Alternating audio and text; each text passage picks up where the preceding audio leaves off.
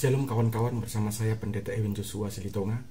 Kita berada dalam channel Diskursus Teologi untuk mendapatkan informasi tentang pemahaman dasar iman Kristen.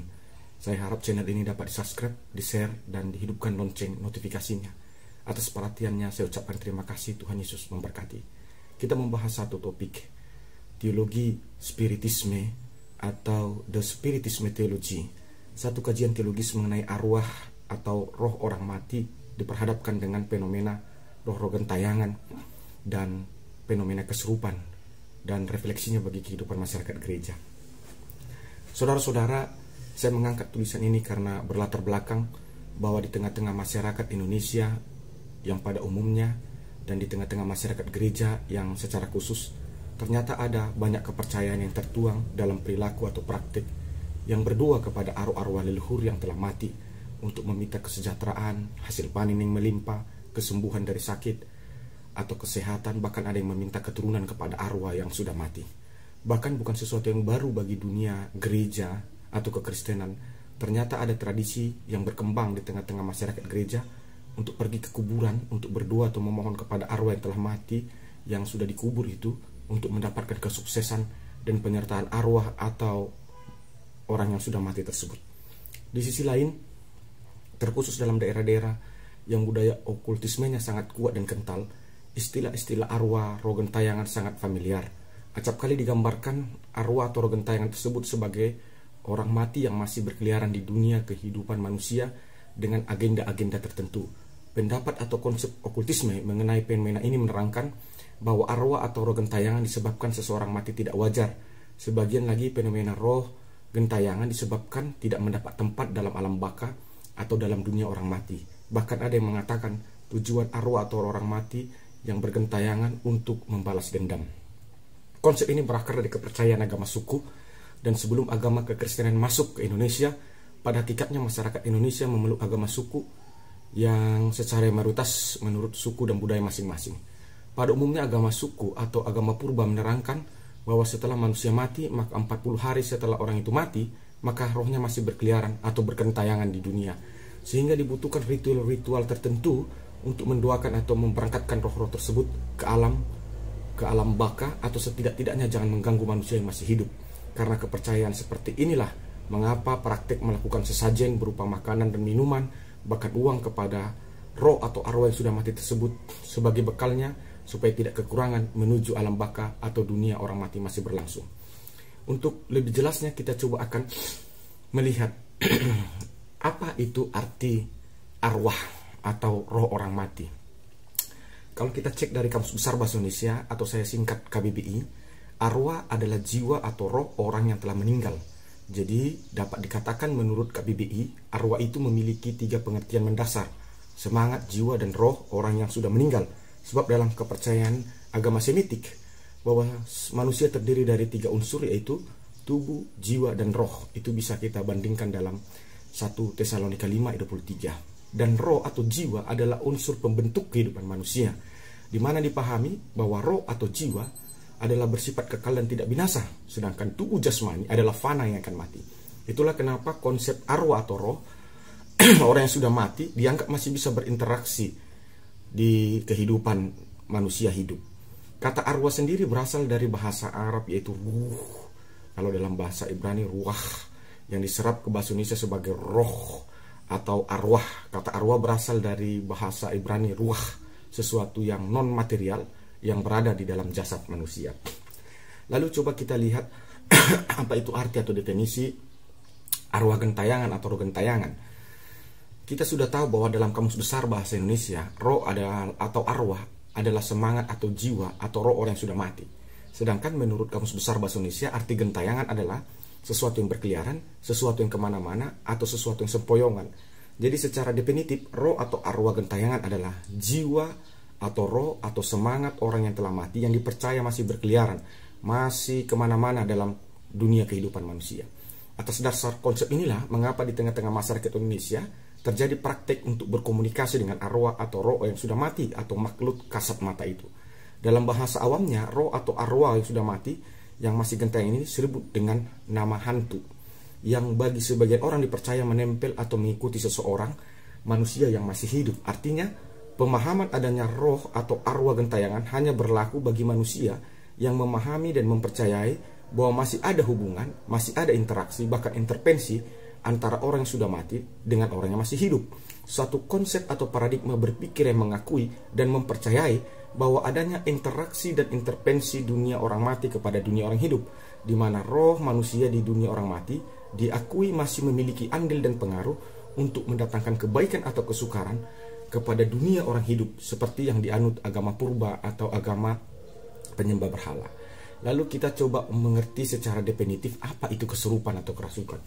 Menurut Kamus Besar Bahasa Indonesia atau KBBI, kesurupan adalah kemasukan roh, kemasukan arwah atau setan sehingga bertindak yang aneh-aneh.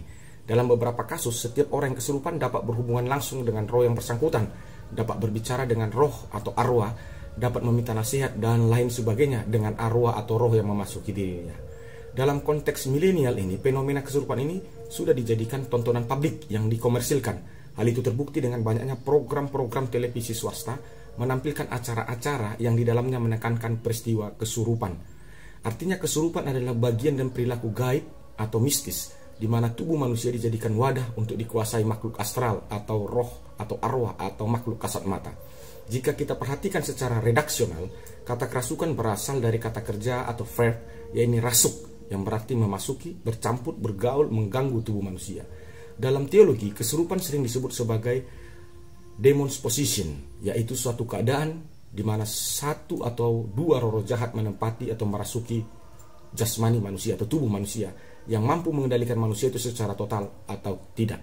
Dalam Markus pasal 5 diterangkan bahwa setiap orang yang dirasuki setan, maka ia tidak akan hidup lagi secara komunal, tetapi hidup secara personal. Artinya, orang yang dirasuki atau kesurupan akan kehilangan tabiat sosialnya dan hidup dalam kesendirian belaka. Selain itu, orang yang kesurupan akan hidup dan tinggal di tempat-tempat yang tidak lazim, seperti kuburan, seperti orang yang kesurupan di Gerasa. Dan diterangkan Alkitab, orang yang dirasuki atau kesurupan, maka ia akan memiliki kekuatan yang tidak lazim, atau kekuatan yang melebihi dari manusia normal, seperti mampu memutuskan tali, memutuskan rantai, yang mengikat atau yang membelenggu dirinya. Bahkan ditambahkan oleh Alkitab, orang-orang yang dirasuki roh jahat akan membuat manusia yang dirasuki itu akan bersifat dan berperilaku abnormal, seperti berteriak, berbicara sendiri, memukuli dirinya sendiri dengan batu. Lalu kita coba akan lihat apa itu arwah, apa itu roh gentayangan, apa itu kesurupan menurut definisi atau kacamata Alkitab.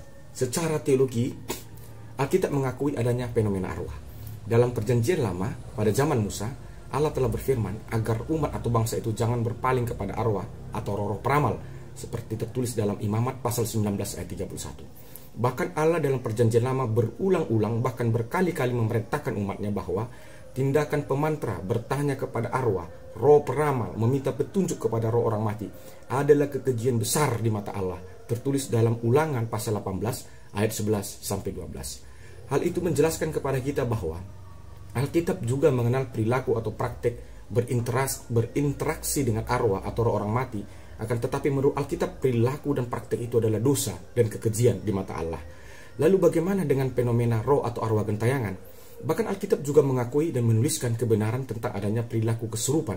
Dalam informasinya, Alkitab menceritakan bahwa kesurupan roh atau arwah orang mati atau roh gentayangan akan menyebabkan manusia itu bertingkah di luar dari kewajaran atau kenormalan manusia. Dalam Kisah Para Rasul 16 ayat 16 sampai 18 diterangkan bahwa seseorang manusia bisa kesurupan. Hal itu dikarenakan di dalam diri orang itu ada roh jahat. Artinya orang yang kesurupan adalah orang yang memiliki riwayat dikuasai atau dikendalikan roh jahat. Seperti seorang perempuan yang dihadapi Rasul Paulus sewaktu di Filipi, di mana seorang yang memiliki roh tenung di dalam dirinya, maka ia mampu melakukan aktivitas kesurupan, baik bersifat eksternal kepada orang lain atau secara internal atau kepada dirinya sendiri. Maksudnya di situ dia bisa menjadikan tubuhnya sebagai wadah untuk dirasuki setan agar orang bisa bicara, atau dia bisa memindahkan setan itu ke tubuh orang lain sebagai wadah agar bisa berkomunikasi dengan setan itu. Dan Alkitab menerangkan ternyata roh-roh tenung mampu membuat seseorang itu memiliki harta banyak atau penghasilan yang banyak. Jika kita perhatikan informasi Alkitab, ternyata secara lisan atau kasat mata, orang-orang yang dikuasai roh tenung, mereka tidak secara terang-terangan mengganggu aktivitas penginjilan. Bahkan mengakui bahwa orang yang dipakai Tuhan adalah hamba-hamba Tuhan. Akan tetapi secara implisit roh-roh jahat ini akan menyebabkan gangguan dan ketidaknyamanan kepada hamba-hamba Tuhan di dalam pelayanan penginjilan itu. Dan Rasul Paulus menggunakan nama Yesus untuk menengking atau mengusir roh-roh jahat, maka roh-roh jahat itu akan pergi dan keluar. Lalu kita akan coba membahas arwah, roh-roh jahat, dan roh gentayangan ini atau spiritisme ini dalam sebuah kajian teologis. Bagaimana kacamata Alkitab memandang arwah atau roh orang mati. Pertama, arwah atau roh orang mati menurut perjanjian lama. Dalam perjanjian lama dikenal juga istilah arwah atau roh orang yang sudah mati. Akan tetapi perjanjian lama menerangkan bahwa arwah atau roh orang yang sudah mati tidak lagi memiliki kuasa untuk melakukan interaksi dengan dunia orang hidup, seperti yang dikatakan Ayub. Sebagaimana awan telah lenyap dan melayang hilang, demikian juga orang yang telah turun ke dalam dunia orang mati tidak akan muncul kembali. Ia tidak lagi kembali ke rumahnya dan tidak dikenal lagi oleh tempat tinggalnya. Ayub pasal 7 ayat 8-9. Artinya melalui kitab Ayub, sesuatu yang mustahil bagi Alkitab, bahwa jika orang sudah mati maka rohnya bisa kembali lagi ke rumahnya dan mengingat orang yang sudah ditinggalkannya di dunia orang hidup. Bagi Alkitab itu kebohongan, itu tidak mungkin. Hal itu menerangkan bahwa dalam perjanjian lama, setiap orang yang sudah mati, arwahnya atau rohnya tidak mungkin kembali ke dunia orang hidup. Bahkan arwah atau rohnya tidak akan dikenali atau mengenali lagi keluarga yang sudah ditinggalkan. Dan lebih tegas lagi dikatakan oleh Ayub, tetapi bila manusia mati, maka tidak berdayalah ia. Bila orang binasa, di manakah dia? Seperti air menguap dari dalam tasik dan sungai surut menjadi kering, demikian juga manusia berbaring dan tidak bangkit lagi, sampai langit hilang dan lenyap. Mereka tidak terjaga dan tidak bangun dari tidurnya. Ayub 14 pasal 14 ayat 10-12. Artinya menurut perjanjian lama melalui kitab Ayub, setiap orang yang sudah mati atau turun dalam dunia orang mati, ia tidak mungkin bisa bangkit lagi dalam wujud apapun untuk berinteraksi dengan manusia di dunia orang hidup, baik dengan keluarganya atau di rumahnya atau dimanapun lingkungannya sewaktu dia hidup. Itu sesuatu kemustahilan menurut kacamata Alkitab. Lalu kawan-kawan, kita akan lihat bagaimana perjanjian baru dalam memahami arwah atau roh orang mati atau roh yang sudah wafat. Rasul Paulus menerangkan, roh-roh jahat akan melakukan penyesatan yang akan mengakibatkan pemurtatan luar biasa dengan ajaran-ajaran setan. Artinya perjanjian baru mengakui bahwa di dunia ini ada peran arwah-arwah atau roh. Dan perjanjian baru menyebutnya bukan roh atau arwah orang yang sudah mati, tetapi roh-roh jahat atau roh setan atau iblis yang tujuannya semata-mata untuk melakukan penyesatan secara massal. Dituliskan Rasul Paulus dalam 1 Timotius 4 ayat 1. Di waktu-waktu kemudian ada orang yang akan murtad lalu mengikuti roh-roh penyesat dan ajaran-ajaran setan. 1 Timotius 4 ayat 1. Karena iblis memakai arwah atau roh-roh yang sudah mati. Itulah mengapa Rasul Paulus mengatakan bahwa sebagai anak-anak Tuhan, orang-orang percaya, kita tidak boleh termakan dan terperdaya dengan tipu muslihat iblis. Tetapi dengan iman kita kepada Tuhan Yesus Kristus, kita harus menelanjangi segala tipu daya iblis tersebut. Itu dikatakan Rasul Paulus dalam Efesus 5 ayat 11. Begini redaksinya. Janganlah turut mengambil bagian dalam perbuatan-perbuatan kegelapan yang tidak berbuah apa-apa, tetapi sebaliknya telanjangilah perbuatan-perbuatan itu. Efesus pasal 5 ayat 11. Dan Rasul Yohanes dengan tegas mengatakan bahwa perilaku spiritisme, okultisme, yakni kepercayaan kepada arwah-arwah atau roh-roh orang yang sudah mati, menerangkan dia sudah kehilangan kasih karunia Allah yang disediakan di dalam Kristus Yesus Tuhan kita. Dengan kata lain, perilaku spiritisme, okultisme menerangkan bahwa orang itu tidak akan masuk ke dalam surga, melainkan ke dalam neraka yang menyala-nyala. Bahkan Rasul Yohanes mensetarakan perilaku spiritisme, okultisme, atau kepercayaan kepada arwah atau roh-roh yang sudah mati sama dengan perilaku binatang, atau lebih tepatnya dikatakan perilaku anjing yang menjijikkan di hadapan Allah. Itu dituliskan oleh Rasul Yohanes dalam kitab Wahyu pasal 22 ayat 15. Redaksinya begini. Namun anjing-anjing dan tukang sihir, orang-orang sundal, orang-orang pembunuh, penyembah-penyembah berhala, dan setiap orang yang mencintai dusta dan yang melakukannya akan tinggal di luar dari sorga. Wahyu pasal 22 ayat 15. Bagaimana dengan roh gentayangan menurut Alkitab? Kita akan coba lihat roh gentayangan menurut perjanjian lama. Alkitab tidak ada menceritakan secara spesifik mengenai roh gentayangan atau arwah atau roh orang mati yang dapat berkelana dengan maksud-maksud tertentu. Akan tetapi Alkitab menerangkan adanya praktek pemanggilan arwah atau roh-roh orang yang sudah mati melalui ritual-ritual tenung. Itu pun harus menggunakan media jasad manusia untuk dirasuki oleh roh-roh atau arwah yang dipanggil itu. Seperti yang dilakukan Raja Saul yang kehilangan kasih karunia Allah itu. Akhirnya Saul memilih jasa perempuan tenung, pemanggil arwah di Endor, dengan memanggil arwah Samuel yang telah mati untuk meminta petunjuk. Tertulis dalam 1 Samuel pasal 28 ayat 7. Jadi tidak ada akar-akar dalam Alkitab terkhusus perjanjian lama yang menerangkan ketika manusia mati karena hal tertentu maka ia otomatis menjadi hantu dan melakukan tindakan menggentayangi manusia di dunia orang hidup. Perjanjian lama menerangkan tidak ada roh-roh orang mati yang menjadi hantu dan berkeliaran atau bergentayangan dengan maksud-maksud tertentu. Sebab perjanjian lama menerangkan setiap orang yang sudah mati, maka ia akan dikumpulkan dalam satu tempat menurut suku-sukunya. Di tempat itulah dia akan menunggu sampai akhir zaman tiba. Dan tidak seorang pun bisa keluar atau masuk dari tempat itu menuju dunia orang hidup. Seperti yang dikatakan oleh pengkhotbah dalam pengkhotbah 12 ayat 7. Dan debu kembali menjadi tanah seperti semula, dan roh kembali kepada Allah yang mengkaruniakannya. Pengkhotbah pasal 12 ayat 7. Artinya, tidak ada tempat di dalam Alkitab yang menerangkan jika manusia mati, maka rohnya akan berubah menjadi arwah atau hantu. Karena kebenaran Alkitab mengatakan, tidak ada satupun dalam unsur manusia yang jika manusia itu mati akan berubah menjadi arwah atau hantu. Bahkan perjanjian lama menerangkan bahwa setiap orang yang sudah mati, ia akan kehilangan ingatannya. Dan tidak ada pemujian kepada Allah di dalam dunia orang mati. Dan itulah yang dikatakan oleh pemazmur dalam Mazmur 6 ayat 5. Redaksinya begini.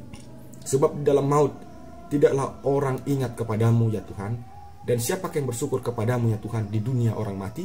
Mazmur 6 ayat 5. Itulah mengapa dalam perjanjian lama dikatakan bahwa Allah kita adalah Allah yang hidup, bukan Allah yang mati. Lalu kita akan coba lihat roh gentayangan menurut perjanjian baru. Alkitab dalam perjanjian baru tidak mengenal akan adanya perihal roh atau arwah yang telah mati menjadi berkeliaran atau bergentayangan dan mampu berintervensi atau berinteraksi dengan dunia orang hidup.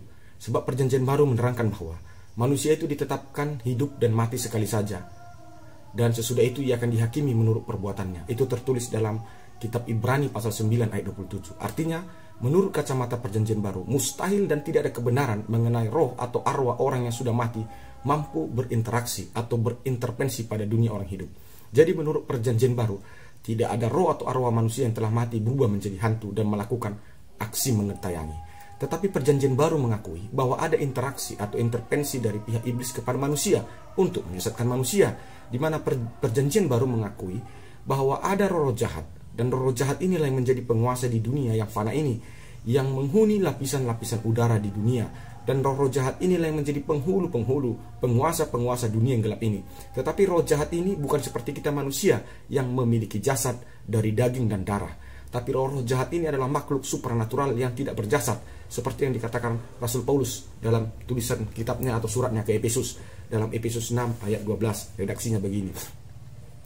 Karena perjuangan kita bukan melawan darah dan daging, tapi melawan pemerintah-pemerintah, melawan penguasa-penguasa, melawan penghulu-penghulu dunia yang gelap ini, melawan roh-roh jahat di udara. Efesus 6 ayat 12. Karena itu perjanjian baru menerangkan bahwa melawan roh-roh jahat bukan dengan menggunakan pedang atau perlengkapan perang manusia, tetapi melawan iblis atau roh jahat adalah dengan peralatan rohani, yakni 1. Melakukan kebenaran, 2. Melakukan keadilan, 3. Memberitakan Injil, 4. Memiliki iman, 5. Menguasai firman Allah, 7. Berdoa.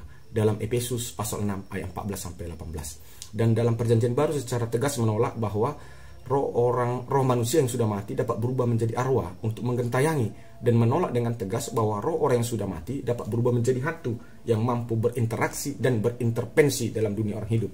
Menurut perjanjian baru, hal itu adalah kebohongan, tipu muslihat iblis. Akan tapi perjanjian baru menerangkan iblis atau roh-roh jahat dapat menyamar menjadi roh-roh manusia yang telah mati.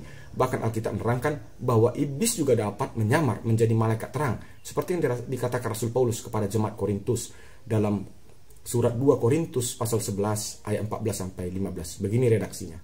Hal itu tidak usah mengherankan, sebab iblis pun mampu menyamar sebagai malaikat terang. Jadi, bukankah sesuatu yang ganjil jika pelayan-pelayan yang menyamar sebagai pelayan-pelayan kebenaran, kesudahan mereka akan setimpal dengan perbuatan mereka. 2 Korintus 11 ayat 14-15. Karena tujuan iblis sesuai dengan apa yang dikatakan Alkitab adalah mencuri, membunuh, membinasakan manusia. Seperti yang dikatakan Rasul Yohanes dalam Yohanes 10 ayat 10. Pencuri datang untuk mencuri, membunuh, dan membinasakan. Aku datang, atau Yesus datang, supaya mereka mempunyai hidup dan mempunyainya di dalam segala kelimpahan. Yohanes 10 ayat 10. Dan satu-satunya cara agar manusia itu benar-benar terbunuh dan binasa adalah dengan mencuri kemuliaan Allah di dalam diri manusia itu. Dan satu-satunya cara agar manusia kehilangan kemuliaan Allah di dalam dirinya adalah dengan berbuat dosa atau melawan kebenaran firman Allah. Jika kita ditanya, kemanakah roh orang setelah mati? Lazimnya ketika seseorang mati atau meninggal, maka orang-orang di sekitar akan berasumsi bahwa dirinya kalau tidak di surga bersama Bapa di surga, ia berada di neraka. Jika orang yang mati itu dianggap orang baik, maka pihak keluarga atau orang sekitar berkata, ia telah bersama Tuhan Allah di surga. Atau sebaliknya, apakah pendapat atau perkataan itu sudah benar secara alkitabiah?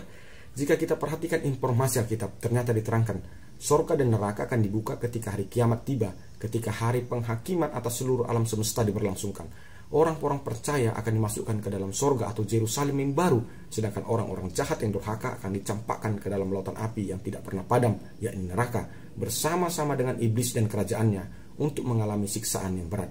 Lihat di dalam Wahyu pasal 20 ayat 7-15, Wahyu pasal 21 ayat 1-27. Lalu pertanyaannya adalah, kemanakah roh orang yang telah mati sebelum akhir zaman tiba? Untuk menjawab hal itu, coba kita perhatikan apa yang dikatakan Yesus tentang orang kaya dan Lazarus yang miskin ketika mereka berdua telah mati. Dalam Lukas pasal 16 ayat 19-31 diterangkan Alkitab.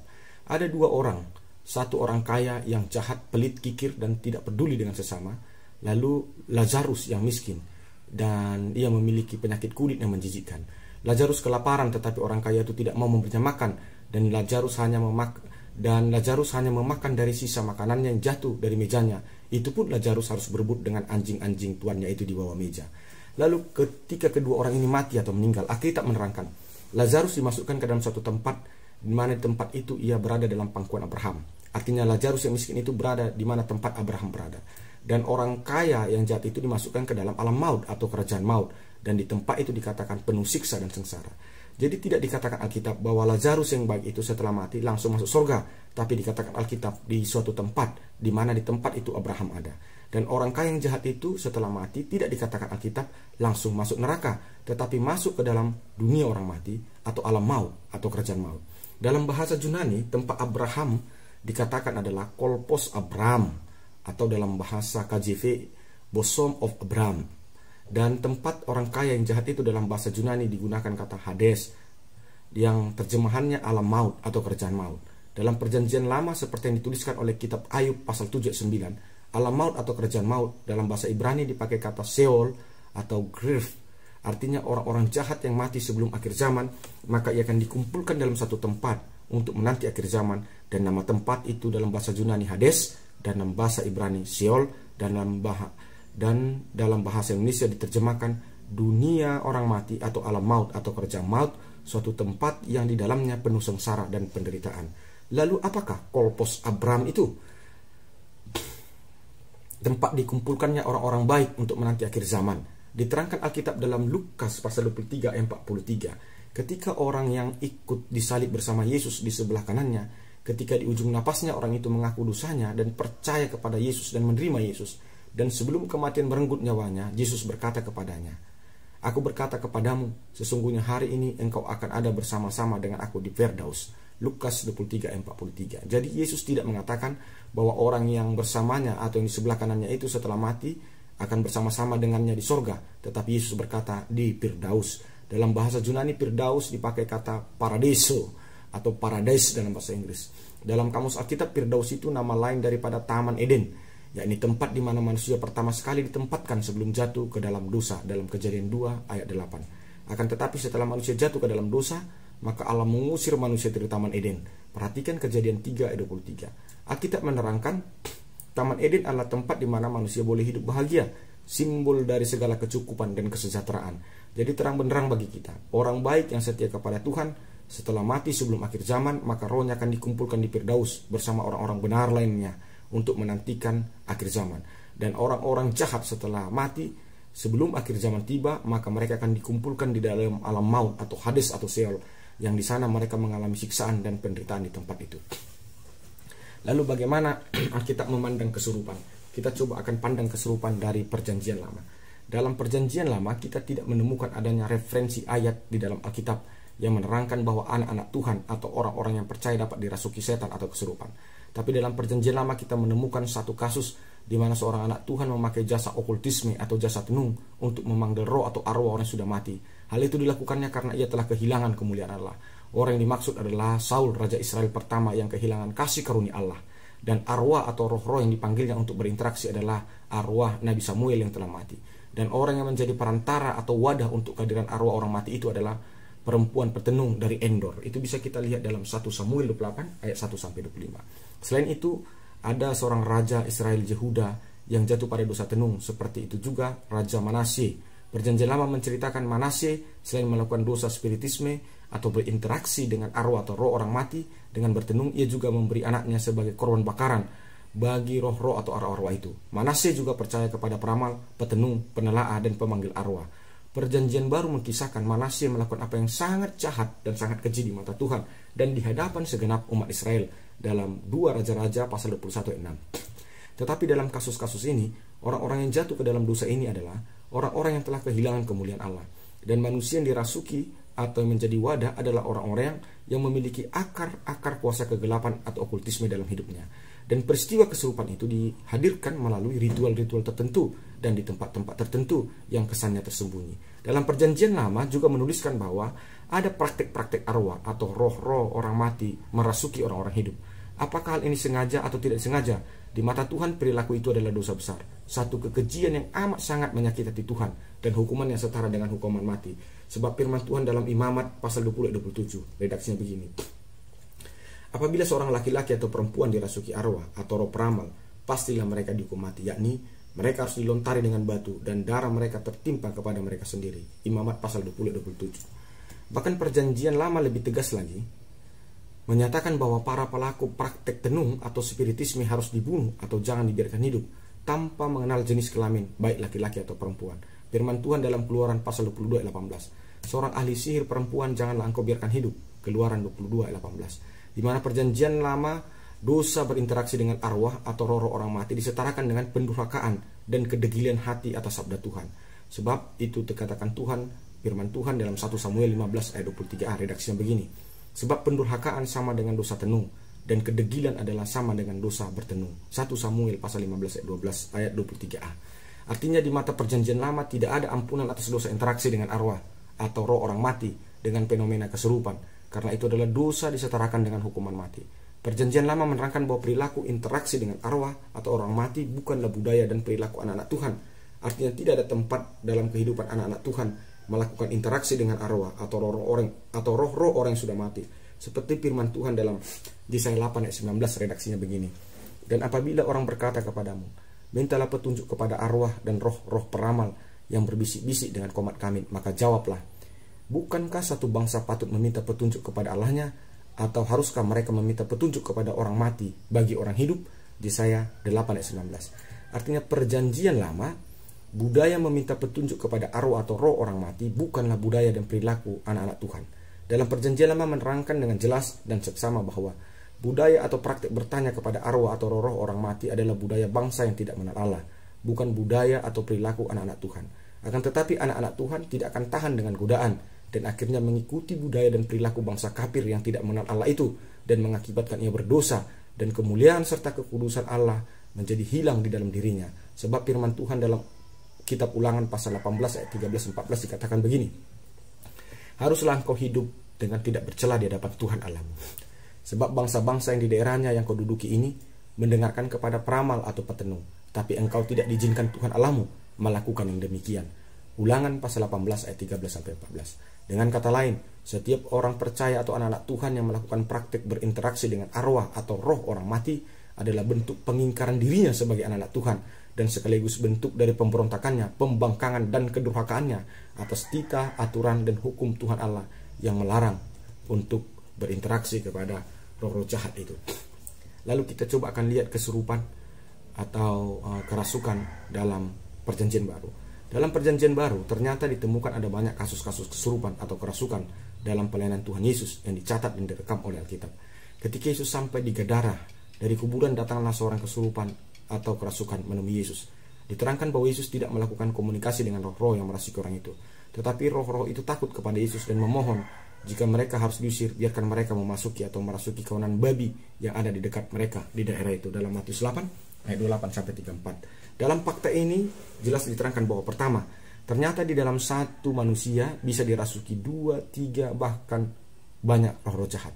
Dan menurut teks ini, semakin banyak roh-roh jahat merasuki seseorang, maka ia semakin kuat secara fisik dan semakin kehilangan sifat-sifat kemanusiaannya. Kedua, roh-roh jahat juga ternyata mampu merasuki hewan yang dalam konteks ini adalah kawanan babi. Ini juga menjadi sebuah fakta Alkitabiah. Kenapa dalam ritus-ritus okultisme acap kali setan atau roh jahat disimbolkan dengan wujud hewan atau binatang tertentu. Bahkan dalam zaman penciptaan diterangkan bahwa setan itu atau iblis itu hadir mencobai dan berkomunikasi dengan manusia melalui wujud ular dalam Kejadian 3 ayat 1. Tuhan Yesus menerangkan, apabila roh jahat berhasil dikeluarkan dari manusia, maka roh jahat itu akan mengembara ke tempat-tempat yang tandus mencari perhentian, tetapi tidak mendapatkannya. Lalu roh jahat itu akan berusaha kembali ke tempat yang pernah ia rasuki. Dan apabila roh jahat itu menemukan orang yang tidak pernah dia rasuki, atau yang pernah dia rasuki masih kosong, maka roh jahat itu akan mengajak roh jahat lainnya yang lebih jahat darinya untuk merasuki orang itu. Akhirnya keadaan orang itu lebih parah dibandingkan keadaan dia pertama kali dirasuki setan. Dalam Matius 12 ayat 34-35. Hal ini menerangkan kepada kita bahwa arwah atau roh orang mati itu sesungguhnya adalah roh jahat. Dan roh jahat itu tidak memiliki tempat perhentian di dunia ini.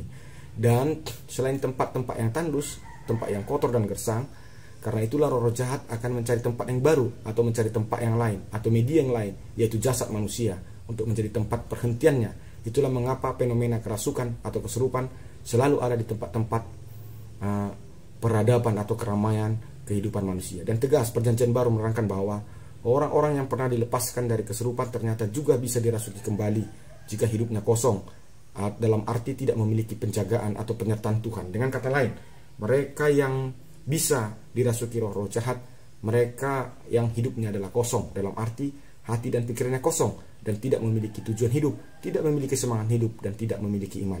Dan Rasul Paulus menerangkan juga dalam Perjanjian Baru bahwa tidak benar kalau ada roh atau arwah orang yang sudah mati dapat kembali ke dunia orang hidup untuk merasuki orang dalam fenomena kesurupan. Tetapi Rasul Paulus menerangkan bahwa hal itu adalah tipu daya iblis untuk menyesatkan manusia agar manusia melanggar ketetapan Allah bahwa manusia tidak boleh berinteraksi dengan setan atau roh jahat.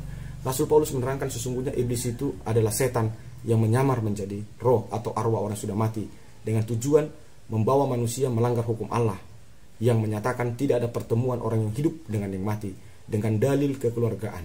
Bahkan Rasul Paulus dengan tegas mengatakan jangankan menyamar menjadi roh atau arwah manusia sudah mati, bahkan iblis dapat menyamar menjadi malaikat terang. Artinya logika berpikirnya, jika iblis saja mampu menyamar sebagai malaikat terang, apalagi menyamar menjadi arwah atau roh manusia yang telah mati. Hal itu dituliskan Rasul Paulus dalam 2 Korintus 11 ayat 14-15. Redaksinya begitu. Hal itu tidak usah mengherankan, sebab iblis mampu menyamar sebagai malaikat terang. Jadi bukanlah sesuatu yang ganjil jika pelayan-pelayan yang menyamar sebagai pelayan-pelayan kebenaran.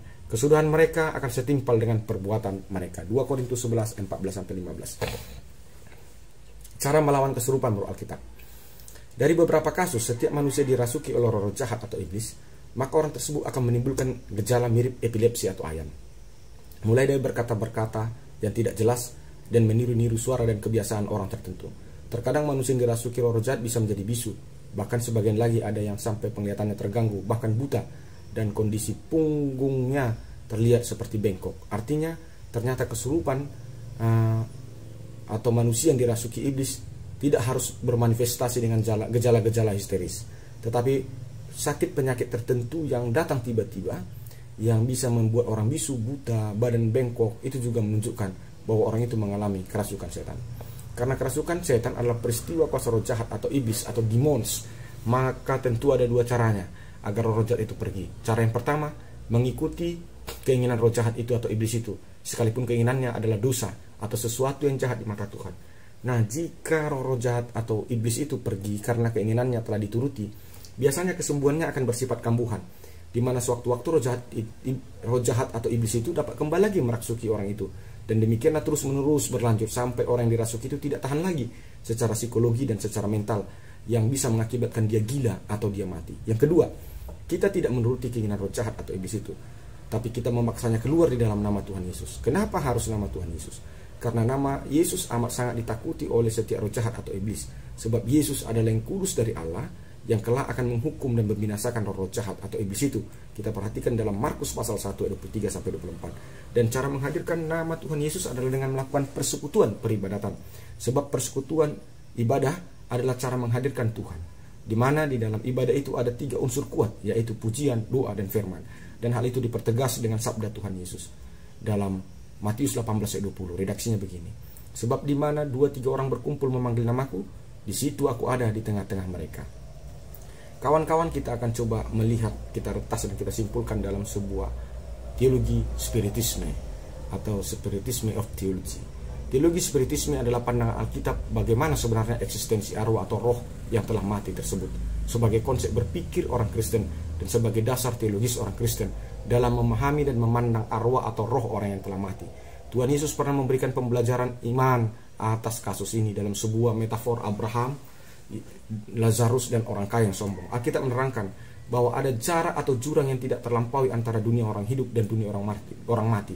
Artinya orang hidup tidak mungkin memasuki dunia orang mati, dan dunia orang mati tidak mungkin memasuki atau menyeberangi dunia orang hidup. Dalam Lukas pasal 16 ayat 26. Bahkan Alkitab menambahkan, arwah atau roh yang sudah mati tidak mungkin kembali ke dunia orang hidup, sekalipun dengan tujuan baik untuk memberikan peringatan kepada keturunannya yang masih hidup agar bertobat. Dalam Lukas 16 ayat 27-28. Hal itu menerangkan bahwa di dalam iman Kristen tidak mungkin ada intervensi atau interaksi arwah atau roh orang mati dalam kehidupan manusia atau dunia orang hidup. Tetapi di dalam Alkitab kita menemukan satu fakta bahwa arwah atau roh-roh yang sudah mati atau roh jahat dapat berinteraksi dengan, saya ulangi sekali lagi, tapi di dalam Alkitab kita menemukan satu fakta bahwa arwah atau roh orang yang sudah mati dapat berinteraksi dengan Tuhan pencipta, tetapi bukan dengan ciptaan seperti manusia dengan manusia. Hal itu dicatat Alkitab ketika Yesus membawa Petrus dan Yohanes ke sebuah gunung yang tinggi, dan di tempat itu mereka melihat wajah Yesus bercahaya seperti matahari dan pakaiannya bersinar seterang berkilauan. Maka tampak bagi mereka roh atau arwah Musa dan Elia yang sudah mati datang menemui Yesus dan melakukan interaksi. Dalam Matius pasal 17 ayat 1-3. Tapi fenomena interaksi arwah Musa dan Elia bukan interaksi dengan manusia seperti kepada Petrus atau Yohanes, tetapi kepada Tuhan yang menjadi manusia di dalam Kristus Yesus. Artinya menurut Alkitab, hanya Tuhan saja yang memiliki kuasa dan wewenang untuk melakukan interaksi dengan arwah atau roh orang yang sudah mati, seperti arwah Musa, Elia, dan lain sebagainya. Tujuannya untuk mempertontonkan kuasa dan kemuliaan Allah. Dan fenomena spiritisme yang paling lazim di tengah-tengah kehidupan masyarakat adalah kesurupan atau kerasukan roh jahat, atau yang dikenal dalam istilah akademisnya demons possession. Karena jelas ditegaskan Alkitab bahwa tidak ada roh-roh orang mati yang dapat kembali ke dunia orang hidup untuk merasuki manusia yang hidup. Tetapi kebenarannya adalah iblis yang menyamar menjadi roh-roh yang sudah mati itu untuk menyesatkan keluarga atau kerabat orang yang sudah mati itu agar mereka melanggar perintah Tuhan. Jadi tidak ada kerasukan roh orang mati menurut Alkitab, tetapi yang ada adalah kerasukan roh jahat yang menyamar menyerupai sifat dan tabiat roh orang yang sudah mati itu. Karena iblis itu tidak akan takut dengan api, dengan asap, dengan mantra, dengan kemenyan, dengan daun, dengan akar, dan lain sebagainya. Alkitab menerangkan bahwa roh-roh jahat atau iblis hanya takut kepada Tuhan Yesus, seperti yang diterangkan Alkitab dalam Markus 5 ayat 6-7. Ketika ia, legion atau roh-roh jahat, melihat Yesus dari jauh, berlarilah ia mendapatkannya lalu menyembahnya. Dengan suara keras ia berteriak, "Apa urusanmu dengan aku, hai Yesus anak Allah yang maha tinggi?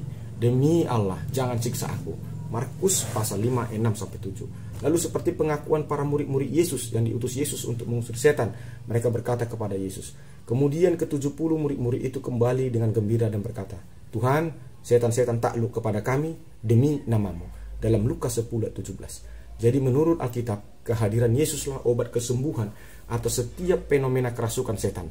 Dan cara menghadirkan Tuhan Yesus adalah dengan persekutuan peribadatan.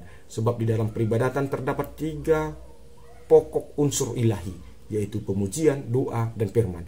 Dan seperti yang dikatakan Tuhan Yesus dalam Matius 18 ayat 20, redaksinya begini, "Sebab di mana 2-3 orang berkumpul memanggil namaku, di situ aku ada di tengah-tengah mereka." Matius 18 ayat 20. Jadi kawan-kawan, secara tegas Alkitab berkata bahwa adalah satu kebohongan jika ada orang yang mengatakan bahwa roh orang mati bisa kembali lagi ke dunia orang hidup, roh orang mati punya kuasa memberkati atau mencelakakan kepada dunia orang hidup, atau adalah satu kebohongan menurut Alkitab jika roh orang mati bisa memberkati atau menjaga, itu satu kebohongan. Itu adalah kebohongan yang tidak bisa dipercaya kata Alkitab.